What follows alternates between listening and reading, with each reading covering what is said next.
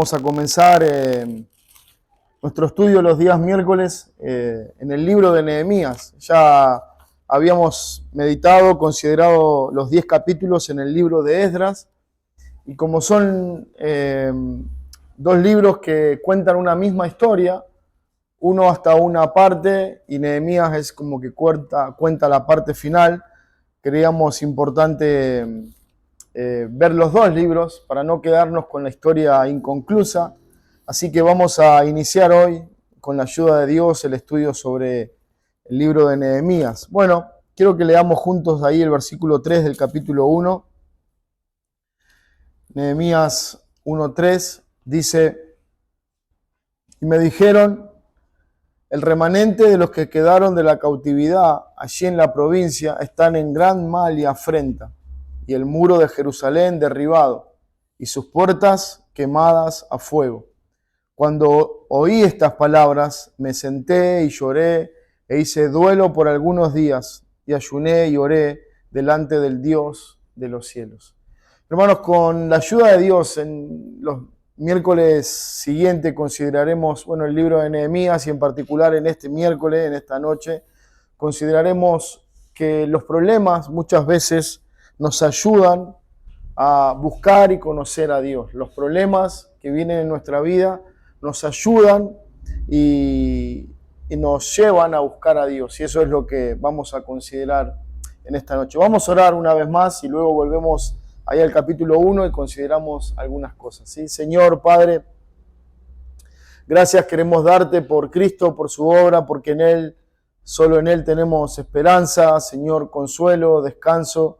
Y en esta noche, Señor, venimos a tu casa para estar reunidos, orando unos por otros, pero sobre todo necesitamos ser expuestos a la luz de tu palabra y que tú nos hables, nos enseñes y que podamos ver a través de este libro de Nehemías, Señor, tu voluntad prosperada, a Cristo revelado, Señor, y sobre todo la enseñanza que podamos aplicar para nuestra vida. Por eso, Padre, te pedimos que nos hables, nos enseñes y nos guíes a través de todo este tiempo. En el nombre de Cristo te lo pedimos. Amén. Bueno, hermanos, Nehemías, el capítulo 1, es un poco, los primeros 2 capítulos es un poco introductorio, donde él, se presenta y está hablando en primera persona, ¿no? Cuando nosotros indagamos acerca de quién fue el autor de Nehemías, hay varias posturas. Algunos dicen que fue, propiamente Esdras. Antiguamente Esdras y Nehemías eran un solo libro, ¿no? Después con el tiempo se le llamó a Nehemías segundo Esdras, y después con el tiempo se lo dividió completamente de Esdras y comenzó a llamarse Nehemías. Bueno, es uno de los pocos libros en el Antiguo Testamento que lleva nombre propio, ¿no? Esdras, Esther, Nehemías son algunos de los que encontramos en el Antiguo Testamento y que nos están refiriendo acerca de la persona que lleva el nombre ese libro. Bueno, Nehemías, y al igual que Esdras, nos cuenta un poco la historia del post-exilio de Israel. Recuerdan, Israel había sido llevada cautiva a Babilonia a causa de su pecado, de su desobediencia. Conforme a la profecía de Dios, le dijo que a causa de su desobediencia y su incredulidad, si ellos no se arrepentían, iban a terminar en el exilio. Bueno, así fue. El pueblo no se arrepintió, no se volvió a Dios, y ellos están de alguna manera sufriendo toda esa disciplina de Dios para la nación. Nehemías y Esdras están contando cómo Dios, después del cumplimiento de esa profecía, ahora determina traer al pueblo una vez más a la tierra prometida y cumplir en ellos el propósito que él había determinado. Cuando nosotros estudiamos Esdras, el capítulo 1, versículo 1, el libro de Esdras capítulo 1, versículo 2, dice que, tengo que leer 1:1, hermanos, perdón. Dice: en el primer año de Ciro, rey de Persia, para que se cumpliese la palabra de Jehová por boca de Jeremías, despertó Jehová el espíritu de Ciro, rey de Persia, el cual hizo pregonar la palabra, también escrito por todo su reino, diciendo: Así ha dicho Ciro, rey de Persia: Jehová, el Dios de los cielos, me ha dado todos los reinos de la tierra y me ha mandado que edifique casa en Jerusalén, que está en Judá. Si nosotros hacemos una lectura rápida del pasaje, ignoramos completamente todo el contexto del libro, tanto de Esdras como Nehemías, podemos llegar a pensar en Ciro como un rey virtuoso, como un rey bondadoso, que reconoce a Dios, pero que de su sola voluntad él determina, bueno, hacer algo que no era muy común para alguien ajeno al pueblo de Dios. Pero lo que vemos es que el que está detrás de todo esto, como bien dice el versículo 2, es Dios moviendo el corazón, o como dice Proverbio, inclinando el corazón del rey hacia donde Dios lo quería. Lo que Dios quería era que su pueblo volviera del cautiverio y que comenzara a reconstruir la nación que había quedado devastada. Eso un poco nos relata el libro de Esdras, y luego Nehemías, a partir del capítulo 1, comienza a mencionarnos todas estas cosas. Recuerden, Esdras nos menciona que un primer grupo había salido de Babilonia guiados por Zorobabel. Él trae un grupo, luego Esdras sale con otro grupo. Ese grupo llega a la tierra, a la nación, y comienzan a reconstruir el lugar para el sacrificio, comienzan a reconstruir el templo y pensaban en avanzar más, y ahí se quedaron. Por eso, cuando nosotros leemos Nehemías capítulo 1, versículo 1, dice: palabras de Nehemías, hijos de Acalías, aconteció en el mes de Quisleu, en el año 20, estando yo en Susa, capital del reino, que vino Hanani, uno de mis hermanos, con algunos varones de Judá, y les pregunté por los judíos que habían escapado, que habían quedado de la cautividad, y por Jerusalén. Y me dijeron: el remanente de los que quedaron de la cautividad allí en la provincia están en gran mal y afrenta, y el muro de Jerusalén derribado y sus puertas quemadas a fuego. Bueno, los historiadores y comentaristas dicen que Nehemías nunca conoció Jerusalén, ni mucho menos vio el templo de Salomón, ni mucho menos vio la ciudad edificada con sus muros. No conocía Jerusalén. Algunos dicen que él había nacido en el cautiverio, ¿no? Recuerdan, fueron 70 años de cautiverio de la nación, y muchos habían nacido sin siquiera haber pisado la tierra prometida. Pero a pesar de que Nehemías no conoce, nunca vivió, nunca visitó la tierra de Jerusalén, sí podemos notar un interés profundo por saber cómo está su nación, cómo están sus hermanos. Bueno, el versículo 1 nos dice palabras de Nehemías, hijo de Acalías. Bueno, ahí es un poco lo que vamos conociendo de Nehemías. No hay mucha información lejos o fuera del libro de Nehemías. No se lo menciona como otros autores del Antiguo Testamento en el Nuevo Testamento, como Job, los Salmos, otros libros. Todo lo que sabemos de Nehemías es lo que encontramos en este libro. Lo que vemos, versículo 1, es que él va a hablar por lo menos hasta el capítulo 7 o 8 de este libro en primera persona. Algunos dicen que a medida que él iba haciendo cosas o viendo un avance, él iba tomando nota, iba teniendo como un libro, un diario personal donde él iba mencionando y narrando cada situación. ¿Y qué es esto lo que se usó para luego escribir el libro? Bueno, no hay una definición clara de la autoría del libro. Algunos dicen que Nehemías escribió hasta el capítulo 7, luego que Esdras retomó y siguió escribiendo lo que resta hasta el capítulo 13. Otros dicen que solamente Esdras escribió usando los escritos de Nehemías. La verdad, hermanos, es que no hay ninguna confirmación concreta. Lo que sí vemos es que en el versículo 1 dice que estas son las palabras de Nehemías, quien es hijo de Acalías. Bueno, ahí tenemos una información. Nehemías tenía a su papá llamado Acalías, y aconteció que en el mes de Quisleu, bueno, esto se cree que era entre noviembre y diciembre, en el año 20, en el reinado del 20 él estaba en Susa, en la capital del reino. Bueno, ahí está un poco narrando su situación, donde él está, bueno, qué es lo que él está haciendo. Dice versículo 2, que vino Hanani, uno de mis hermanos, con algunos varones de Judá, y le pregunté por los judíos que habían escapado y que habían quedado en la cautividad por Jerusalén. Bueno, Nehemías, hermanos, vamos a ver en un momento más que él era el copero del rey, ¿no?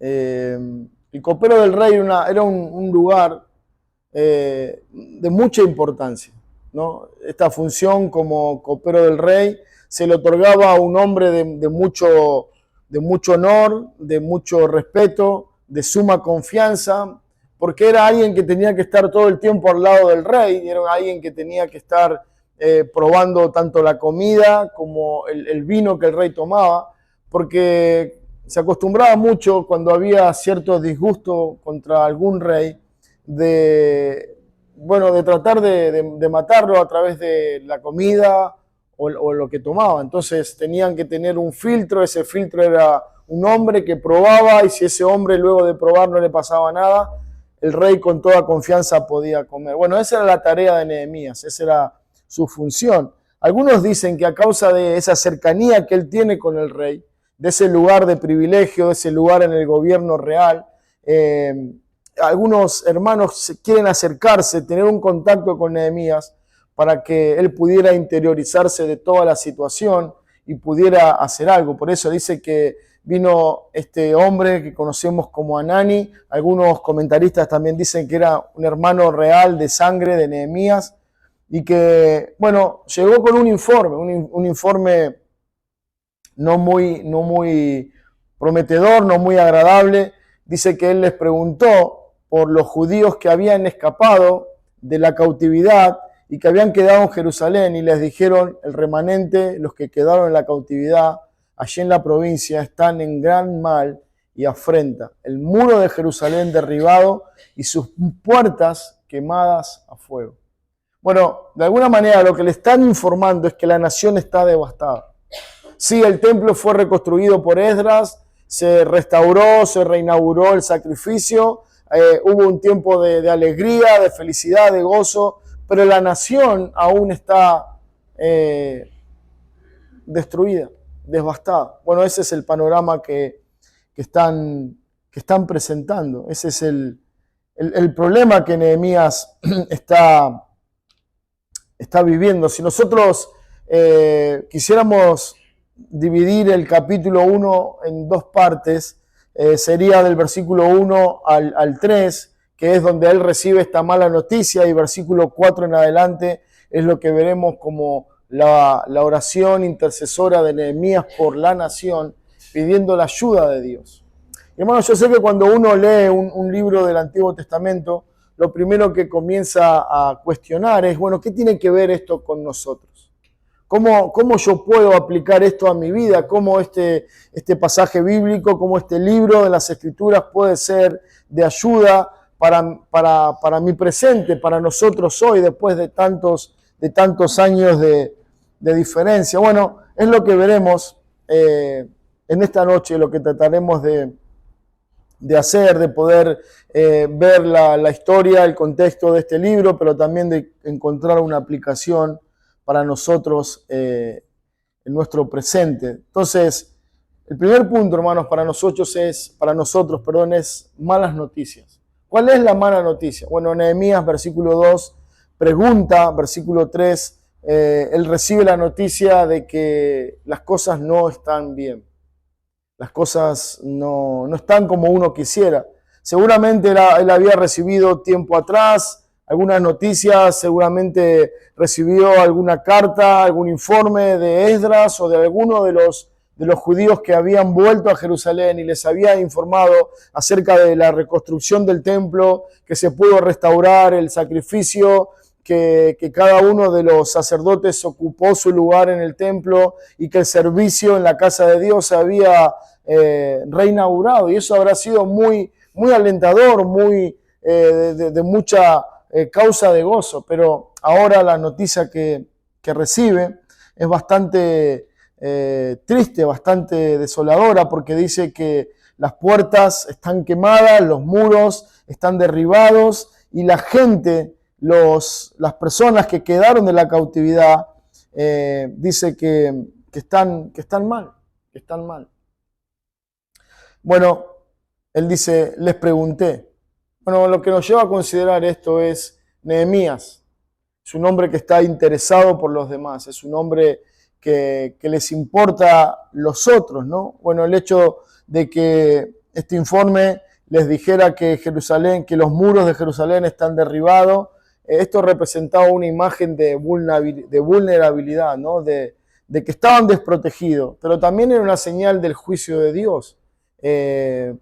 Sabemos que todas las naciones en la antigüedad tenían sus muros y era una manera, su protección, las puertas enormes con varios cerrojos y con trabas, era una manera de proteger a la ciudad del enemigo, pero a ciencia cierta, el cuidado, el protector de la nación, independientemente de sus muros y de sus puertas, siempre había sido Dios. Eso es lo que Israel había vivido durante toda su historia. Los salmos nos ayudan a pensar en eso. El salmista dice, ¿de dónde vendrá mi socorro? ¿De dónde vendrá mi protección? Y él dice, mi socorro viene viene de Jehová.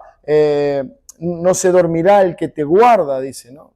Bueno, si bien ellos tenían muros, sabían que su protección era de Dios, y el hecho de que ahora los muros estuvieran derribados implicaba que Dios había de alguna manera retirado su cuidado y su protección sobre ellos. Bueno, es interesante porque versículos 2 y 3 nos muestran la mala noticia.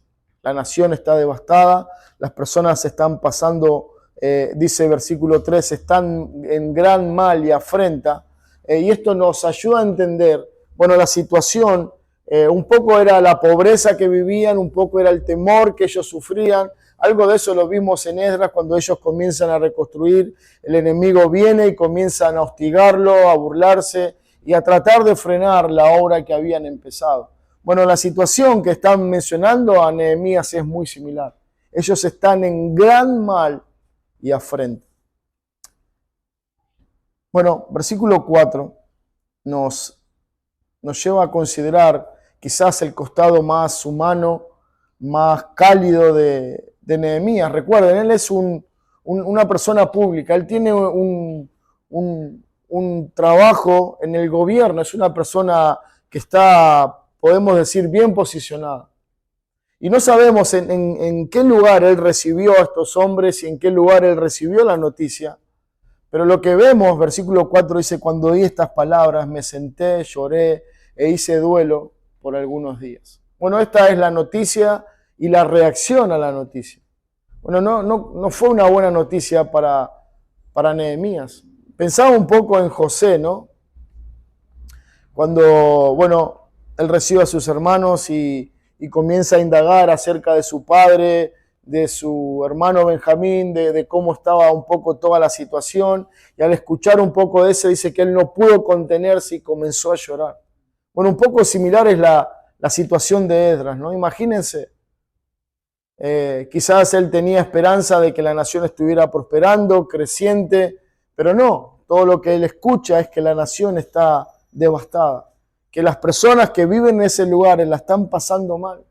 Y lejos de tener una actitud indiferente o bueno, vamos a orar por ellos, no, él muestra un sincero dolor en su corazón. Y dice que cuando oí estas palabras, me senté y lloré e hice duelo.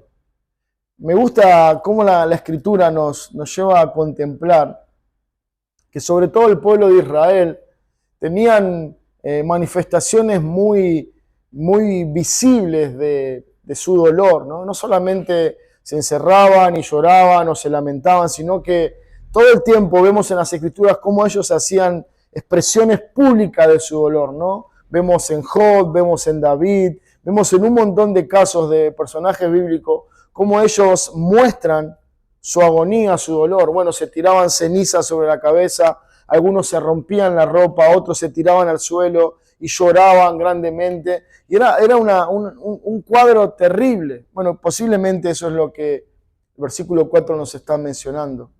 Que Esdras No sabemos en qué lugar, si en el palacio, en la casa real, en el patio, en donde él recibe esta noticia y comienza a llorar. Hermanos, la pregunta es, bueno, ¿cuál sería nuestra actitud al recibir una mala noticia? Como esta, ¿no? Esdras recibió la noticia y a pesar de su investidura,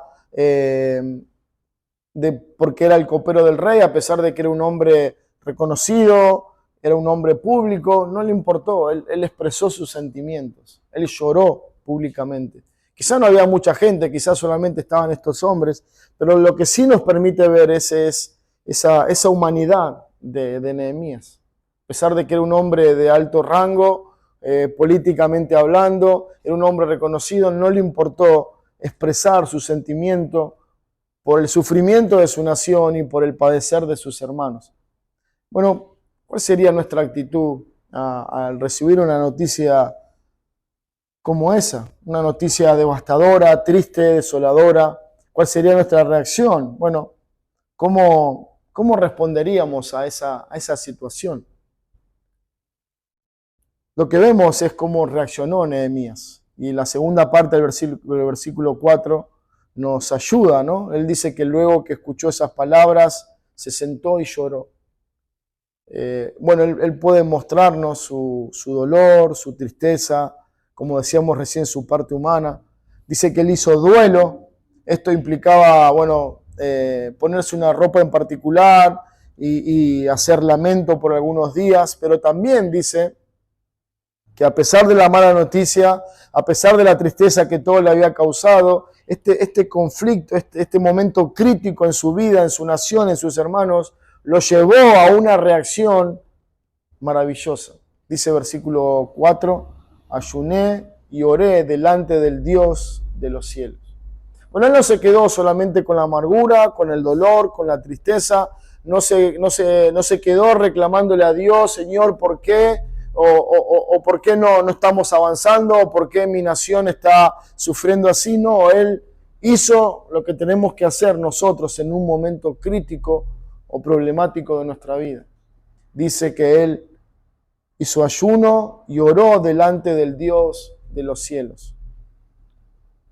La frase que antecede a esto dice que hizo duelo por algunos días y ayunó.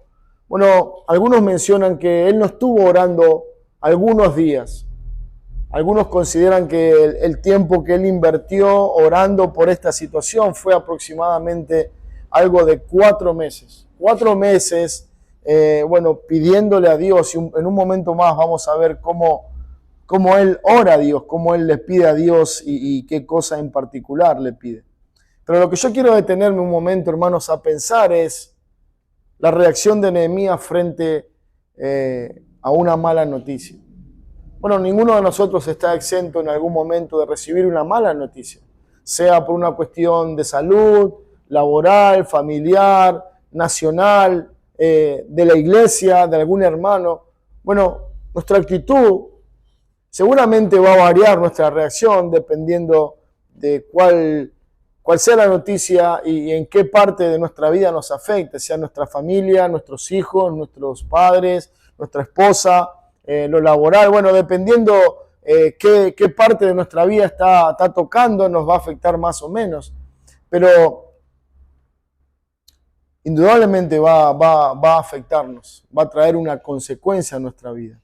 Y lo que Nehemías nos va a enseñar es cómo nosotros tenemos que actuar o cómo tenemos que reaccionar en un momento crítico de nuestra vida. Por lo general, nuestra reacción es un reclamo contra Dios, un enojo contra Dios, un preguntarnos por qué Dios o por qué esto me toca a mí. Sin embargo, en ningún momento Nehemías hace ese tipo de cuestionamiento, sino lo que hace en una actitud de dependencia, de humildad, de sencillez, ora a Dios. Ora a Dios. Y otra cosa, hermanos, que me impactó en gran manera fue ver la actitud de Nehemías. En el sentido de que él no conocía prácticamente a ninguna de las personas en Jerusalén. No había pisado Jerusalén, no había nacido en Jerusalén, ni siquiera había estado algunos segundos, pero cuando él recibe la noticia, fue impactado de tal manera que la Biblia dice que él lloró, se lamentó por varios días. Y esto nos lleva a considerar nuestra actitud frente al dolor o el padecimiento de otras personas. Nos tiene que llevar a considerar cómo nosotros reaccionamos frente al dolor de otros. Pensaba en esta actitud de Nehemías, ¿no? Él sufriendo por algo ajeno, imagínense, él está en el palacio real, él está en una buena posición, él tenía un buen lugar para dormir, él lo padecía necesidad, él tenía la mejor comida, tenía el mejor vino, tenía la mejor ropa, estaba con el rey, estaba en el mejor ambiente, pero de repente él sale de su lugar de confort, sale de su realidad y comienza a ver que sus hermanos, que su nación están en gran mal y afrenta y no puede lamentarse por esa situación. Esto nos habla de que él tenía una mirada correcta, una mirada muy similar a la de Cristo, ¿no? Dice la palabra de Dios que Filipenses 2:3 dice: nada hagáis por contienda o por vanagloria, antes bien con humildad, estimando a cada uno a los demás como superiores, a él mismo. El mismo pasaje de Filipenses 2 dice que Cristo no estimó el ser igual a Dios como cosa que aferrarse. Nehemías es la actitud que nos lleva a considerar a Cristo, ¿no? Nehemías, lejos de quedarse tranquilo porque yo estoy bien, lejos de tener una mirada egoísta, ensimismada, él comenzó a sufrir y a dolerse por el sentir de los demás. La pregunta, hermanos, es ¿cuál es nuestra actitud? Si sabemos el padecer de algún hermano, la necesidad de algún hermano, el mal momento que algún familiar o que algún hermano de la iglesia está pasando, ¿cuál es nuestra actitud? Por lo general es indiferente.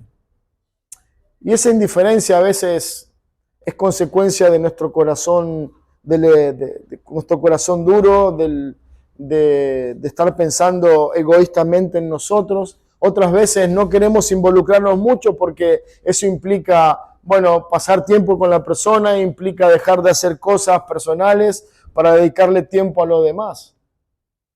Pero la actitud de Cristo fue la que Nehemías está representando en este capítulo 1. Dice que nosotros como hijos de Dios no tenemos que mirar por nosotros mismos, sino que tenemos que mirar por los demás. Es lo que está haciendo Nehemías. Se está doliendo por la aflicción y el dolor ajeno. Juan en la primera carta dice que cuando nosotros decimos conocer a Dios, pero vemos el sufrir de los demás, vemos la necesidad espiritual, material o física de otros, de nuestros hermanos, y no hacemos nada por ellos, dice, esa persona es un mentiroso. El amor de Dios no está en él. La reacción de Nehemías nos está mostrando un carácter cristiano, un carácter que todos nosotros, si conocemos a Dios, deberíamos tener. Él está preocupado por su familia, por su nación, está preocupado por sus hermanos, no los conoce, nunca tuvo un encuentro personal con ellos, pero se duele, sufre y ora por ellos. ¿Se imaginan lo alentador que habrá sido para los hermanos que están en gran mal y afrenta saber la actitud de Nehemías? Hermanos, cuando hablé con Nehemías y le comenté tu situación, se puso a llorar. Se dolió en gran manera. Pero no solamente pasó eso, sino que comenzó a orar por ti. Alguien dijo que la mayor expresión de amor por la otra persona es decirle, estoy orando por vos. Bueno, es lo que Nehemías está haciendo. No solamente está mostrando su interés, su compromiso, su preocupación por el otro, sino que está mostrando su amor, su patriotismo por su nación, por su tierra, por sus hermanos. Y esto nos tiene que llevar a considerar, hermanos, a nosotros, cuál es nuestra relación personal con la iglesia. Porque si Nehemías tiene esa actitud a favor de sus hermanos, de su nación, ¿cuál debe ser la actitud de un cristiano por su familia en la fe? No debe ser muy distinta, no debería ser muy distinta, debería ser la de Nehemías, la de estar preocupándonos el uno por el otro, la de estar anhelando saber cómo está mi hermano, en qué lo puedo ayudar, ¿Cómo puedo orar por él? Bueno, eso es lo que Nehemías nos enseña. Dice Lucas 19:41 que cuando Cristo llegó a la ciudad, al verla, lloró por ella. Bueno, llora por ella porque en el otro evangelio dice que él las vio como ovejas sin pastor y se lamentó por ellas. La vio desamparada, la vio entregada a la incredulidad, la vio perdida, la vio desorientada, la vio sin un camino que los lleve a Dios. Y posiblemente la actitud de Nehemías es muy similar a la de Cristo. Ahora, hermanos, ¿cuál es tu reacción? ¿Cuál es nuestra reacción al ver nuestra nación, nuestro barrio, nuestra familia perdida? Bueno, Nehemías lloró y oró por ellos. Pero ¿cuál es nuestra actitud? Seguramente cada uno de nosotros tenemos familiares que no conocen a Dios, familiares que están quizás perdidos, quizás engañados, quizás están pasando no mal físicamente o económicamente, pero están en un problema espiritual muy serio, no conocen a Dios, no conocen el Evangelio. ¿Y cuál es nuestra actitud? Quizás la misma que tenemos muchas veces de indiferencia, de silencio, de no comprometernos demasiado. Pero Nehemías es un ejemplo. Es un ejemplo histórico, es un ejemplo que nos desafía, es un ejemplo que debemos imitar. Tener la actitud de Nehemías es algo maravilloso.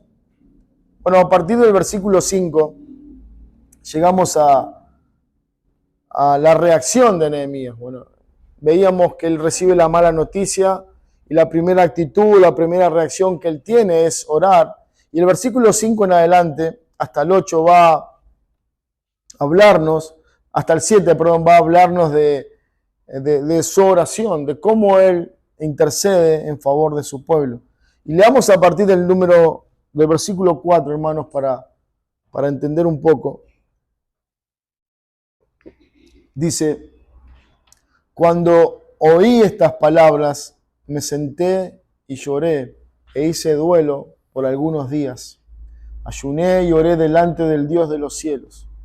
Y dije: te ruego, oh Jehová, Dios de los cielos, fuerte, grande y temible, que guarda el pacto y la misericordia a los que le aman y guardan sus mandamientos. Esté ahora atento tu oído y abierto tus ojos para oír la oración de tu siervo, que hago ahora delante de ti día y noche por los hijos de Israel, tus siervos. Confieso los pecados de los hijos de Israel que hemos cometido contra ti. Sí, yo y la casa de mi padre hemos pecado. En extremo nos hemos corrompido contra ti y no hemos guardado los mandamientos, estatuto, precepto que diste a Moisés, tu siervo. Bueno, esta es la oración de Nehemías. Esta es la oración humilde, intercesora, que busca el bien de su pueblo. Pero en esa oración él nos permite ver cuál es el problema, cuál es la razón por la que Dios permitió que su pueblo llegara en ese estado tan lamentable.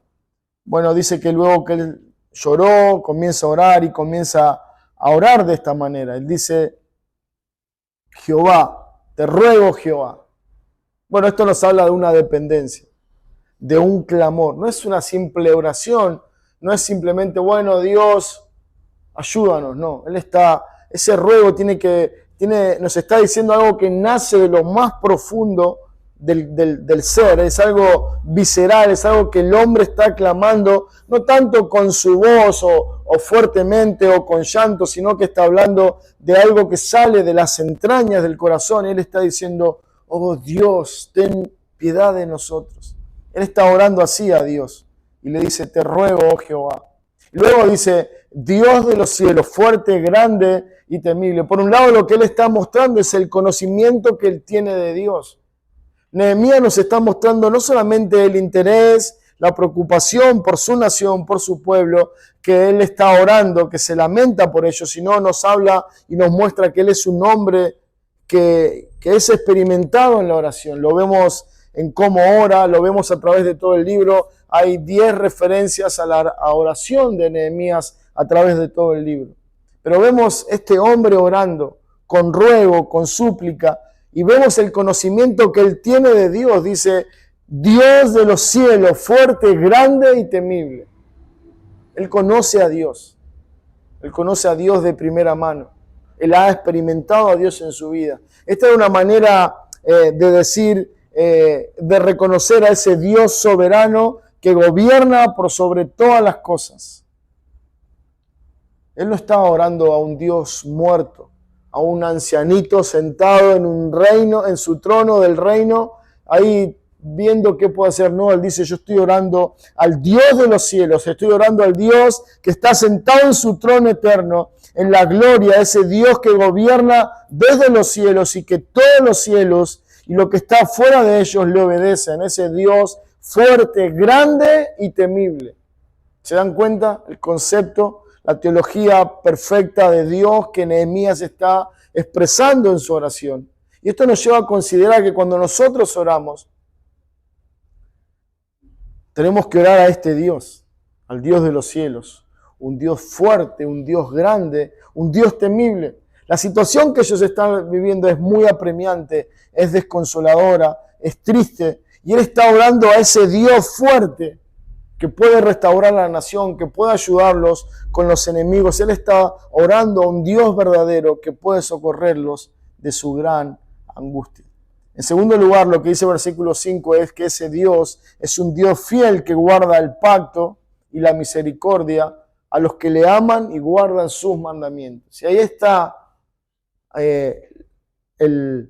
la punta del ovillo para comenzar a desarmar. El problema de la nación y la razón por la que ellos están así es porque ellos no habían guardado los mandamientos y no habían amado a Dios como Él les había enseñado. Y es a causa de esa desobediencia, es a causa de esa incredulidad, es a causa de ese apartarse de la palabra de Dios que ellos terminaron en el cautiverio y con la nación devastada. Pero Nehemías sabe, conoce a Dios. Él dice, Señor, tú eres un Dios que tienes misericordia con los que te aman y eres fiel con los que guardan tus mandamientos. Tu pacto será cumplido conforme a lo que has dicho a Moisés, porque tú eres un Dios fiel. Él está diciendo, no, yo sé que es la razón por la que estamos acá, es porque no hemos sido fiel. Note versículo 6. Que dice, esté atento ahora a tu oído, abierto tus ojos para oír la oración de tu siervo que hago delante de ti. Noten esto, día y noche. Bueno, como decía hace un momento, algunos creen que durante 4 meses él estuvo orando de esta manera a Dios. Día y noche, Dios de los cielos, fuerte, grande y temible. Escúchanos. Y así cada día, con fe, con esperanza, con certeza, clamando a Dios, pidiendo su ayuda. Dice, los hijos de Israel, tu siervo, y confieso los pecados de los hijos de Israel que hemos cometido contra ti. Sí, yo y la casa de mi padre hemos pecado. Bueno, él está reconociendo, él está confesando su pecado, el pecado de la nación. Perdón, hermanos, es que ellos no habían guardado el mandamiento y no habían sido fieles para con Dios. Y es a causa de eso que él está confesando su pecado. Él está reconociendo. Hermanos, muchas veces los problemas en nuestra vida son muy reveladores de nuestra relación con Dios. Los problemas en nuestra vida, como el problema de la nación que Nehemías está identificando, es que a causa de nuestro pecado, que a causa de nuestra desobediencia para con Dios, Dios de manera amorosa, en su disciplina, nos va a corregir. Algunas veces problemas van a venir a nuestra vida para fortalecer nuestra fe, para santificarnos, para ayudarnos a madurar. Y otras veces los problemas llegarán a nuestra vida como causa de nuestro pecado, de nuestra desobediencia. Nehemías sabe eso. Por eso dice, es por nuestro pecado. Yo reconozco mi pecado y confieso mi pecado, el de la casa de mi padre y el de mi nación. Todos hemos pecado contra ti. Versículo 7 dice, en extremos nos hemos corrompido. No hemos guardado los mandamientos, estatutos y preceptos que diste a Moisés, tu siervo. Bueno, es interesante esto, hermanos, porque hay consecuencias por desobedecer a Dios. Quizás hoy no las podemos ver. Quizás estamos tranquilos, total, bueno, no pasa nada. Pero bueno, lo que él está testificando es que a causa de la desobediencia de ellos ellos terminaron en el exilio. Versículo 8 dice: acuérdate ahora de la palabra que diste a Moisés tu siervo, diciendo: si vosotros pecareis, yo os dispersaré por los pueblos. Pero si os volviereis, a mí y guardareis mis mandamientos y los pusiereis por obra, aunque vuestra dispersión fuera hasta el extremo de los cielos, de allí os recogeré y os traeré al lugar que escogí para hacer habitar allí mi nombre. Ellos pues son tus siervos y tu pueblo, los cuales redimiste con gran poder y con tu mano poderosa. ¿Se dan cuenta, hermanos? Versículo 8 continúa con esa oración y con esa confesión, y él dice: Señor, acuérdate de tu pacto. Señor, acuérdate de tu promesa, de tu palabra que diste a Moisés, tu siervo, diciendo: si ustedes pecan contra mí y no se arrepienten, yo los dispersaré por los pueblos. Es lo que ellos estaban viviendo.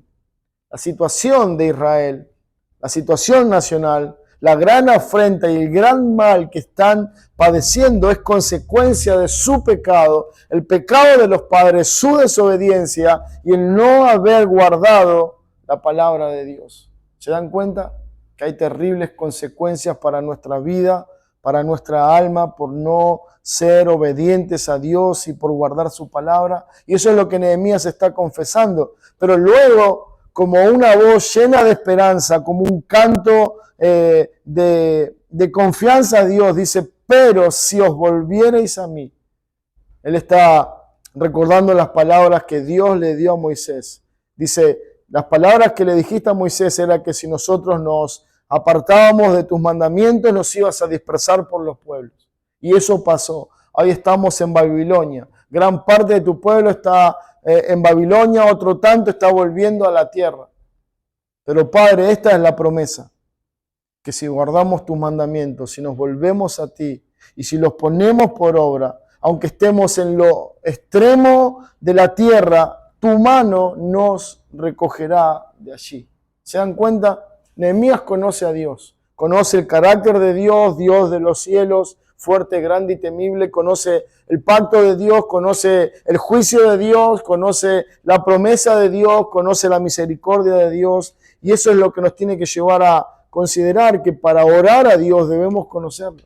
Debemos saber al Dios que estamos orando. Es lo que Nehemías está retratando en su oración. Él conoce a Dios. Y es a Dios que conoce, él está orando y pidiendo que cumpla su palabra. Hermanos, es maravilloso, ¿no? Porque la promesa de Dios es consoladora, porque dice: sí, nosotros podemos alejarnos de Dios, apartarnos de su palabra, podemos desobedecer y podemos alejarnos lo más lejos posible de Dios. Pero si nos volvemos a ti en arrepentimiento, confesando nuestro pecado, tu promesa es que de allí nos ibas a traer. Eso pasó con la nación, pasó con Zorobabel, pasó con Esdras. Ellos volvieron, la gente para que todo esto fue una posibilidad. Es Ciro, es Artajerjes, son distintos reyes que Dios mueve para que esa voluntad de Dios de traer a su pueblo comenzara a suceder. Es lo que Nehemías está diciendo. Y es lo que está pidiendo a Dios que cumpla. Padre, esta es tu promesa, que si nosotros nos arrepentimos y guardamos tu mandamiento y comenzamos a vivir tu palabra, tú nos harás volver a tu tierra. Ellos son tus siervos, tu pueblo, los cuales redimiste con gran poder y con mano poderosa. De alguna manera lo que él está diciendo es: nosotros sabemos que todo esto lo hemos pasado por nuestra desobediencia, pero tu mano misericordiosa y fuerte debe traernos de vuelta. Ayúdanos, oh Dios, para volvernos a ti. Bueno, es maravilloso porque en pocas palabras Nehemías da un concepto teológico de Dios precioso, que es alentador, hermanos, en cualquiera sea nuestra situación. Nunca podemos olvidar que ese es el Dios al cual nosotros oramos también. Un Dios fuerte, un Dios grande, un Dios que escucha, un Dios que es fiel, un Dios que obra en consecuencia a su voluntad en favor de su pueblo. Versículo 11 dice: Te ruego, oh Jehová, esté ahora atento a tu oído, a la oración de tu siervo y a la oración de tus siervos, quienes deben reverenciar tu nombre. Concede ahora buen éxito a tu siervo. Dale gracia delante de aquel varón, porque yo servía de copero del rey. Bueno, ¿qué es lo que está diciendo Nehemías? Bueno, que él fue tan movido por la situación, que Dios tocó tan profundamente con su corazón, que él no puede quedarse así. Él no simplemente está triste y dolido por la situación de su nación y sus hermanos, no solamente él oró por algún tiempo determinado, no solamente él está confiando en Dios, sino que él también ahora está dispuesto a actuar. Y eso es maravilloso, hermanos. Porque a veces tenemos la actitud de Nehemías, nos dolemos por el problema o la situación de una persona, un familiar, un hermano. A veces oramos, invertimos tiempo en orar por ellos, pero nos falta la tercera pata, que es la de actuar, la de hacer algo. Bueno, eso es lo que Nehemías iba a hacer. Dice, te ruego ahora que me des éxito y gracia delante de aquel varón, se está refiriendo al rey, porque yo servía de copero del rey. Lo que él va a hacer en el capítulo 2, lo veremos el miércoles próximo, es que él va a hablar con el rey, va a pedirle al rey permiso para ir él a la nación a trabajar, a ensuciarse las manos, a involucrarse, a ser parte de la solución de ese gran problema. Bueno, esto es capítulo 1 de Nehemías, un hombre simple, un hombre humano, un hombre débil, pero que confiaba plenamente en ese Dios poderoso. Ese retrato de Nehemías nos lleva a considerar rápidamente la persona de Cristo. Bueno, Nehemías es una figura histórica, es un líder que Dios usó para la reforma y la reconstrucción de la nación de Jerusalén. Bueno, al pensar en Nehemías, nosotros podemos sacar algunas aplicaciones y ver claras referencias de Cristo en la persona de Nehemías. Nehemías está ahí en el Antiguo Testamento para retratarnos a Cristo. Y yo quiero que rápidamente lo veamos. Bueno, Nehemías tiene una posición de honor, de reconocimiento, pero él se identifica con el pueblo pobre y que está sufriendo. Lo que leíamos en Filipenses 2.5. Dice, 2.7.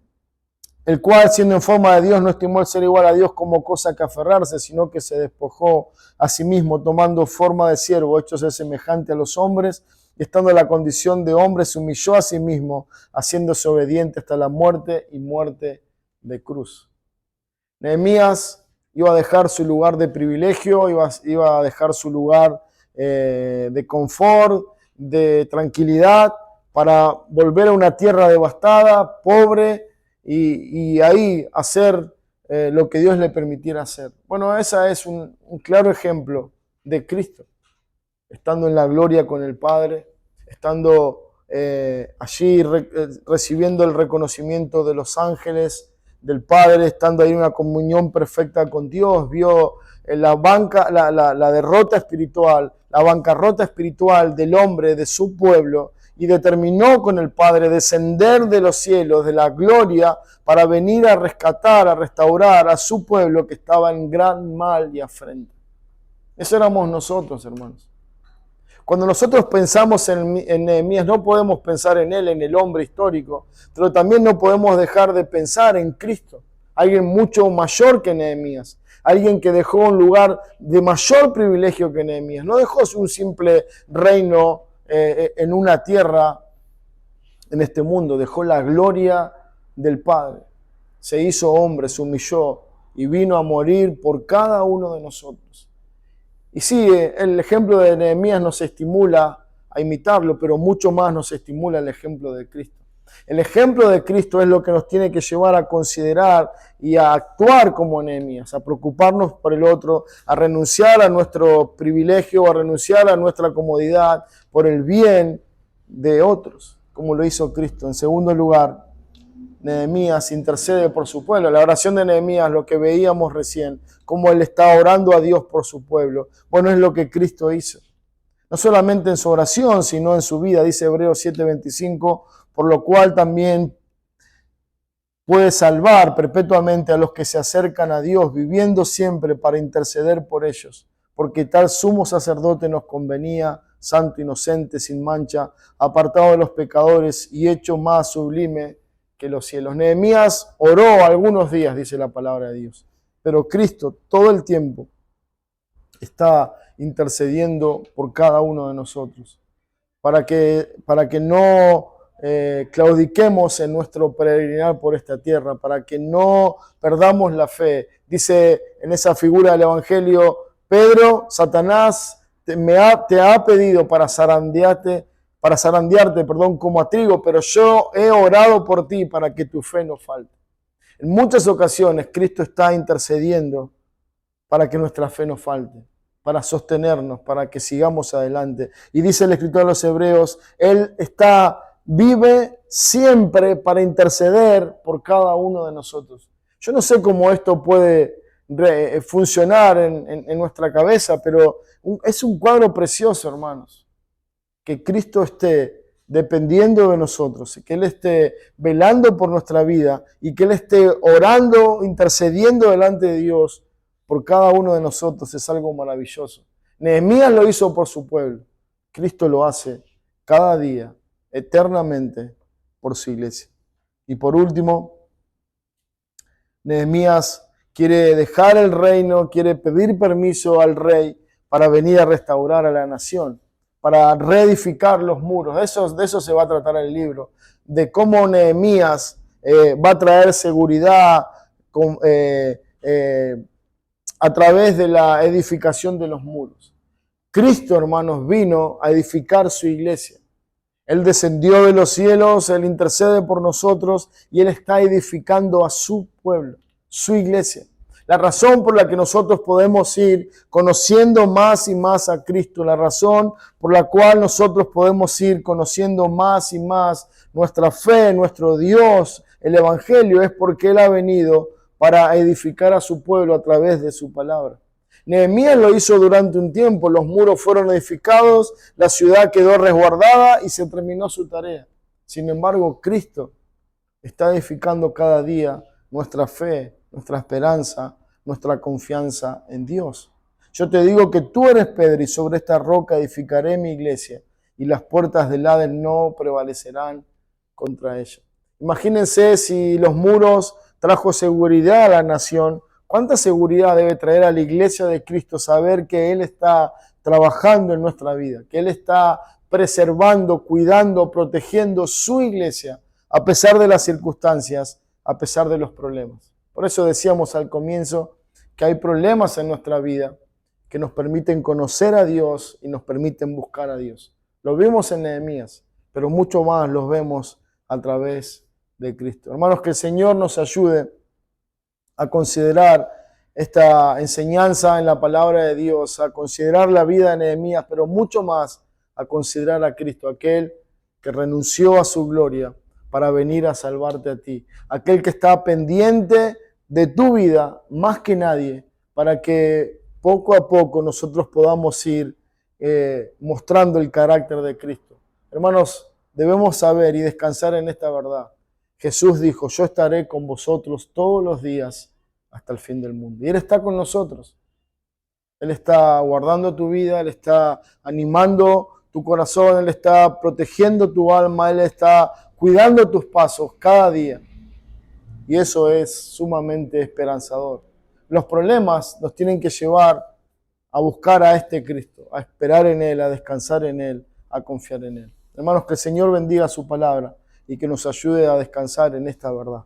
Oremos. Señor, Padre, gracias por Cristo, Señor. Gracias por el libro de Nehemías, porque independientemente de la historia del hombre, esto nos lleva a contemplar a Cristo, Señor, su obra, su cuidado, Señor, su ministerio en favor nuestro y cómo Nehemías es un retrato, una sombra de Cristo, de ese Rey de Gloria que dejó todo, que lo tuvo, Señor, como algo sin valor para venir a buscar un pueblo que estaba devastado, destruido en el pecado, en la miseria espiritual.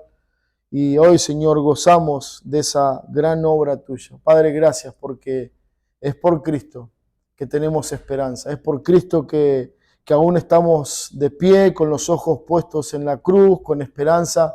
Es gracias a ti, Señor, que como nuestro sumo sacerdote vela por nuestras almas e intercede por nosotros. Señor, que todo esto deje de ser una historia bíblica para ser una realidad en nuestra vida. Que al igual que Nehemías podamos interesarnos por los otros, orar por los hermanos. Señor, ser parte de la solución, trabajando en favor de aquellos que están en distintas necesidades espirituales o materiales, y que a través de nuestra vida, Señor, que refleja a Cristo, podamos ser de ayuda y de bendición a otros. Padre, no nos permitas olvidar de que somos hombres débiles y necesitados de ti, de tu gracia, como lo expresaba Nehemías, Señor. Necesitamos orar a ti, necesitamos dedicar tiempo al conocimiento de tu carácter, de tu palabra. Necesitamos orar unos por otros, cuidarnos unos por otros, velar unos por otros, como aprendíamos en esta noche. Señor, ayúdanos a que todo esto sea una realidad, que todo esto sea parte de nuestra vida como tu iglesia. Te lo pedimos en el nombre de Cristo. Amén.